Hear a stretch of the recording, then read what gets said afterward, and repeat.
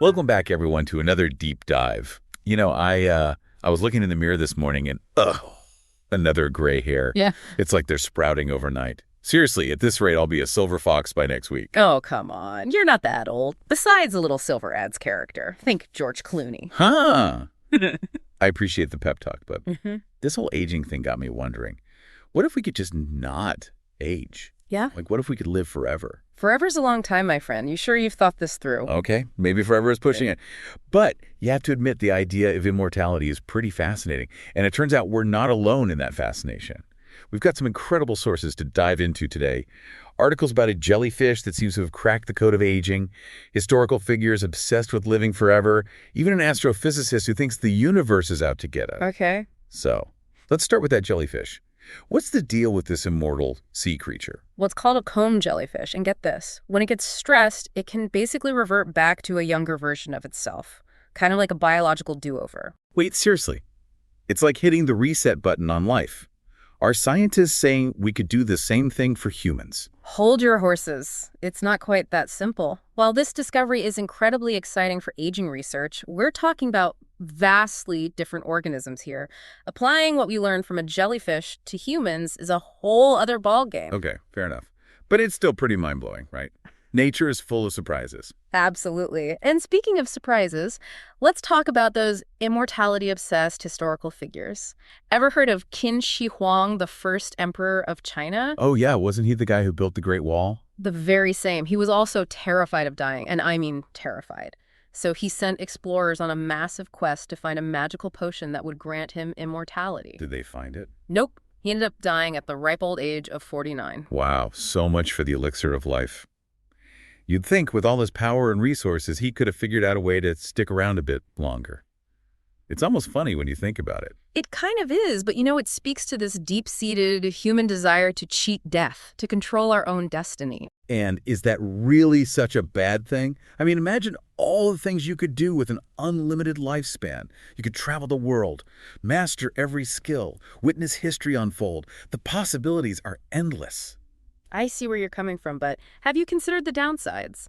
What happens when Earth gets overcrowded with immortal beings? What about resource scarcity, social inequality? It could create a whole new set of problems. Okay, I see your point. Maybe immortality isn't all sunshine and rainbows, but come on, we're talking about forever here. Surely we could find solutions to those challenges. We could colonize other planets, for example. That's assuming we can figure out interstellar travel and terraforming before things get too out of hand here on Earth. Plus, who's to say those problems wouldn't just follow us to other planets? It's human nature, after all. Good point. But I still think the potential benefits outweigh the risks. Imagine the scientific advancements we could make with unlimited time. We could cure all diseases, solve climate change, unlock the mysteries of the universe. You're forgetting one crucial thing. Would we even be motivated to do any of that if we knew we had an eternity? Part of what drives us is the knowledge that our time is limited. If we took away that sense of urgency, would we still have the same drive to innovate and create? It's like if you knew you were going to live forever, would you still bother getting out of bed in the morning? Okay, I'm starting to see your side of this. Maybe living forever isn't the ultimate goal after all. Exactly. And even if we could achieve immortality, it wouldn't necessarily solve all our problems. We'd still have to grapple with the complexities of human nature. Greed, conflict, the search for meaning, all those things that make us who we are. So what you're saying is, maybe the quest for immortality is a distraction from living a meaningful life in the present. It's definitely something to think about. And speaking of the present, maybe we should bring this back down to Earth. Because while we haven't figured out immortality just yet, our bodies are definitely showing signs of aging. Oh yeah, tell me about it. Wrinkles, gray hairs, those weird aches and pains that seem to pop up out of nowhere. It's like our bodies are staging a slow-motion rebellion. Don't forget about the changes in sleep patterns. I swear I spend more time tossing and turning these days than actually sleeping. And don't even get me started on needing 3 cups of coffee just to function in the morning. Haha, you guys are cracking me up. Yeah. But seriously, it's all part of the natural cycle of life. And while we might joke about the downsides of aging, it's important to remember that there's beauty and wisdom to be found in every stage of life. I agree. And honestly, I'm kind of grateful for the reminders that time is precious. It makes me want to savor the good moments and not sweat the small stuff as much. Well said. And it's a good segue back to the whole immortality question. Because if we did have forever, Would we even appreciate those moments? Would life just become one long, monotonous blur? That's a question philosophers have been debating for centuries. Would we lose our sense of purpose, our drive to achieve, to create, to love? It makes you wonder if part of what makes us human is our awareness of our own mortality. Knowing that our time is limited can actually be a source of motivation and inspiration. If we connect this to the bigger picture, perhaps the real gift isn't immortality, but the chance to live a finite life to the fullest, to make our mark on the world however small, and to leave behind a legacy of love, kindness, and maybe a few really good stories. Beautifully put. And on that note, I think it's time to wrap up part 1 of our deep dive into the mysteries of immortality. But before we go, let's leave our listeners with one final thought to ponder. If you could live forever, what would you do with all that time? Ooh, that's a good one. Would you travel the world? Master every skill imaginable? Write the next great novel? Or maybe you just spend more time with loved ones, savoring those everyday moments that truly make life worth living. Thanks for joining us. We'll be back soon to continue our exploration. I just want to give another shout out to Micky from Mickytolife. His channel is a treasure trove of inspiration, and he's a huge Sip&Talk fan. Absolutely. Make sure to check him out and maybe even share your awesome podcast intro with him once you've created it. You know, before we went on that little thought journey about immortality, we were talking about all the not-so-fun signs of aging. It's funny how those little things start to creep up on you. One minute you're feeling young and invincible. The next minute you can't remember where you put your keys. Oh, tell me about it. I swear I'm developing a sixth sense for finding lost reading glasses. And don't even get me started on the mystery bruises. I wake up some mornings looking like I won a few rounds with a prize fighter. And I have absolutely no recollection of how they got there. You know what's even weirder than the mystery bruises? The fact that our bodies are basically programmed to expire. Like, why do we even age in the first place? You'd think evolution would have figured out a way to keep us going indefinitely. I know, it's kind of a cruel cosmic joke, isn't it? From a biological standpoint, it does make sense. Passing the torch to new generations and all that, ensuring the survival of the species. But still, you'd think we could at least age gracefully, without all the aches, pains, and memory lapses. Maybe that's where that amazing jellyfish comes in. Remember that article we read about the comb jellyfish and its ability to basically rewind its biological clock? To think that there are creatures out there that can essentially reverse the aging process. It's like something out of a science fiction novel. And apparently this ability to revert to a younger state might be more common than we think, especially in the ocean. Imagine an entire underwater society of Benjamin Buttons, forever young and partying in coral reefs. Okay, now you're just getting carried away. But seriously, this discovery does raise some intriguing questions. For instance, could understanding the comb jellyfish's regeneration process help us unlock the secrets to slowing down human aging? There are massive differences between jellyfish and human biology. But even if this research doesn't lead to a magic anti-aging pill, it could still provide valuable insights into how cells repair and regenerate. That's what I love about science. Even when we don't find exactly what we're looking for, the journey often leads to unexpected discoveries and new avenues to explore. It's a reminder that we still have so much to learn about the natural world, even about our own bodies. Who knows what other amazing secrets are out there just waiting to be discovered. But the reality is that death is a part of life. It's what gives life meaning, contrast, and urgency. I get that.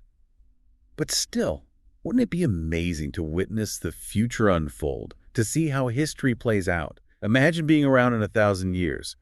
What will the world be like? Will we have flying cars? Will we have colonized Mars? Will pineapple on pizza finally be acceptable? Okay, let's not get ahead of ourselves. While your pizza topping preference is a valid concern, I think what we're circling back to is this question of whether immortality would enhance our lives or diminish them. I guess it depends on how you look at it.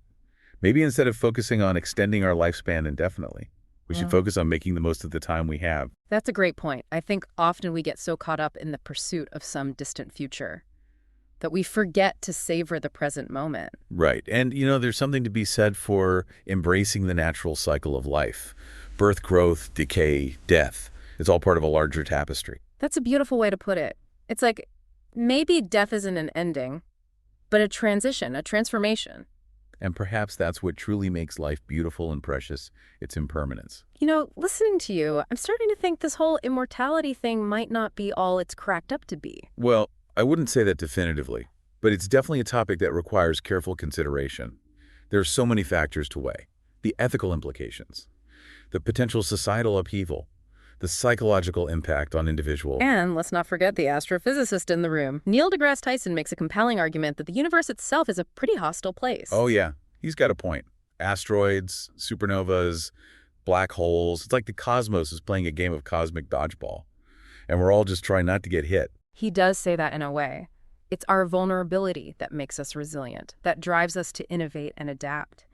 If we knew we were invincible, would we be as motivated to protect ourselves, to explore and understand the universe around us? Wow, that's a really interesting perspective. So it's like maybe the threat of death is what propels us forward as a species. It's definitely a provocative thought, and it kind of makes you appreciate the incredible odds we've overcome just to exist in this moment. I mean, think about it. Out of all the planets, all the galaxies, all the possibilities, and the vastness of space and time, we're here having this conversation. That's pretty amazing in itself. Totally. Yeah. And, it makes those little annoyances of daily life seem a lot less significant. Who cares about a few wrinkles or a slow metabolism when you consider the sheer wonder of being alive? You're right. It's all about perspective, isn't it? Maybe the real key to happiness isn't living forever, but embracing the life we have, with all its imperfections and challenges. Because even if it's finite, it's still pretty darn incredible. I couldn't have said it better myself. I don't know about you, but after that last conversation, I'm starting to feel a little more zen about this whole aging thing. Me too. Maybe instead of dreading those wrinkles and gray hairs, we should embrace them as badges of honor, signs of a life well lived. I like that. Think of it. Each wrinkle tells a story. Each gray hair represents a lesson learned. Exactly. And you know what else I've realized? Even if we could achieve immortality, it wouldn't necessarily be all it's cracked up to be. Imagine having to do your taxes for eternity. Okay. You got a point there. Even paradise would probably get a little mundane after a few centuries. Right. And think about all the fashion faux pas you'd have to live down. If you imagine being stuck with the same hairstyle for millennia. Now that's a horrifying thought. Maybe those little signs of aging aren't so bad after all. They remind us that time is precious, that we should make the most of each moment. I think we've come full circle in this deep dive. We started with a simple question. Who wants to live forever? And through exploring different perspectives from science to history to philosophy, we've arrived at a much deeper understanding of what it means to truly live. We've learned that immortality might not be the answer, but that embracing our finite existence can be incredibly liberating and empowering. And ultimately, whether we have decades or centuries ahead of us, the most important thing is to live with intention to cherish each moment and to make the most of the time we have. So here's to embracing the journey. Wrinkles, gray hairs and all. And remember, folks, even though our time is limited, the impact we can make is infinite. Thanks for joining us on this deep dive. Until next time, keep exploring, keep questioning, and keep diving deep. See you next time.